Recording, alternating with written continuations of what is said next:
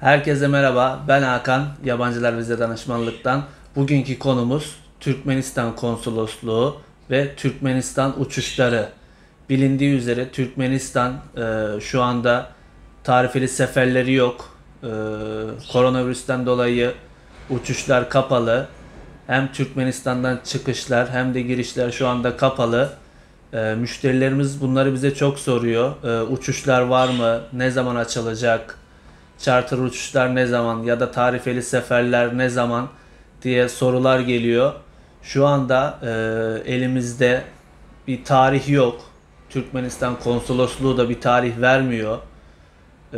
Uçuşlar yok şu anda. Açılacak gibi de durmuyor. Tahminen 2021'in ilk çeyreğinde açılacağını düşünüyoruz. Konsolosluk da öyle diyor. 2021'de açılacak diyor.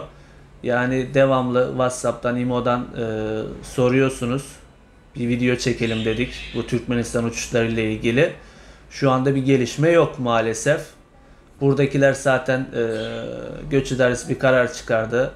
Eylül ayında gidemeyenler için oturma izni veriyorlar, uzatma veriyorlar. Türkiye'de bir sıkıntı yok. Ama Türkmenistan'dan gelecekler ya da gidecekler şu anda sıkıntılar yaşıyor. Bundan birkaç ay önce charter uçuş vardı. Bazı müşterilerimiz gidip konsoloslukta ismini yazdırdı gideceğim diye. Bizim bildiğimiz birkaç müşterimiz gitti bu charter uçuşlarla ama şu an charter uçuş da yok. Tarifeli sefer de yok. Şu anda durum bundan ibaret. Ne zaman açılacağı da belli değil. Diğer bir taraftan da Türkmenistan konsolosluğunun buradaki Türkmen insanlarına, halkına ne gibi hizmetler sunduğundan biraz bahsedeceğim. Şu anda uzaktan çalışıyorlar. Posta yoluyla çalışıyorlar. Ne tür işlemler yapıyorlar? Doğum belgesini onaylıyorlar. Adli sicil kaydı veriyorlar.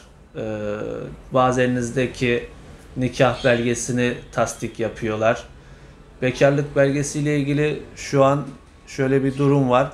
Eğer daha önceden evlenip orada boşandıysanız elinizde de nikahın bozulduğu hakkındaki şehadetname varsa bununla ilgili bekarlık belgesi alıyoruz. Ama hiç evlenmemiş insanlara bekarlık belgesi şu an vermiyorlar. Sadece verdikleri doğum belgesi onayı ve daha önceden Türkmenistan'da evlenip boşandıysanız elinizde de bir nikahın bozulduğu hakkında atestat varsa, şehadetname varsa bunu onaylatabiliyoruz. Yani onun üzerinden bekarlık belgesi alabiliyoruz. Türkmenistan konsolosluğuna da ulaşma numaralarını vereyim ben size. 0212 662 0221 22 ve 23 numaralarından Türkmenistan konsolosluğunda saat 3'ten sonra, yani her zaman açıyorlar değil ama düşürürseniz konuşabilirsiniz. Ayrıyetten bir mail adresleri de var. Bu maile de hiç cevap verdiklerini ben bugüne kadar görmedim. Ama telefonları 3'ten sonra bakıyorlar. Eğer sorularınız varsa oraya da sorabilirsiniz. Bize de sorabilirsiniz. Bu videonun altına sorularınızı yazabilirsiniz. Resmi belgelerle ilgili sorularınızı yazabilirsiniz. Şu andaki büyük sorun burada doğan Türkmen çocukları ile ilgili. Onlarla ilgili zaten konsolosluk doğum belgesi veriyor. Ama göç idaresinden ikamet izni alamıyorsunuz. Çünkü pasaportu olmadığı için. Ancak bir Türkmenistan konsolosluğu doğum belgesi veriyor.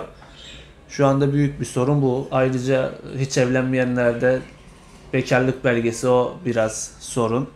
Ama daha önceden evlenip boşanmışlara şey yapıyorlar, bekarlık belgesi veriyorlar. Size yardımcı oluruz. Öte yandan en büyük sorun pasaport süreleri. Pasaport süreleri bitenler, bitmeye yakın olanlar, bunlar büyük sorun. Bazılarının oturma izni var, bazılarının çalışma izni. Benim size tavsiyem bu pasaportu bitenler ya da bitmeye yakın olanlar bizim şirketimizi arasın. Bir çözüm yolu bulalım. Çünkü çoğu müşterimiz kendi başına iş yapıyor. Ondan sonra oturma izni de alamıyor, çalışma izni de uzatamıyor. Bunun belirli bir süreleri var. Bu süreler yaklaşmadan bu işlemleri yapmamız lazım. Pasaportu bitenler, bitmeye yakın olanlar lütfen ofisimizi arasın. Biz onlara yardımcı olacağız. Onlara bir yol göstereceğiz. Öte yandan farklı ülkelere gitmek isteyen Türkmenistanlılar olabilir. Bunlarla da ilgili çalışmalarımız var. Nereye gidebilirler? Ee, Hangi ülkelere çıkabilirler? Hangi ülkelerde yaşayabilirler? Bunlarla da ilgili ofisimizi arayabilirsiniz. Yani illaki Türkiye'de kalmanız şart değil. Başka ülkelere de uçabilirsiniz. Türkmenistan'a gidemiyorsanız farklı ülkelere de gidebiliyorsunuz. Bunlarla ilgili de bizi arayabilirsiniz.